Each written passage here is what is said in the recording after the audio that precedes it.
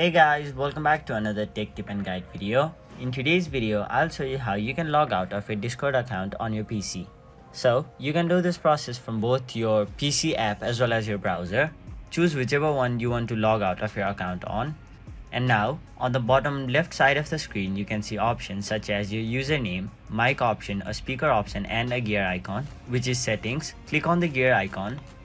And now it will redirect you to this page where on the left side of the screen there are a ton of options. All you have to do is scroll to the bottom of the page, and there in red text you can see an option named logout.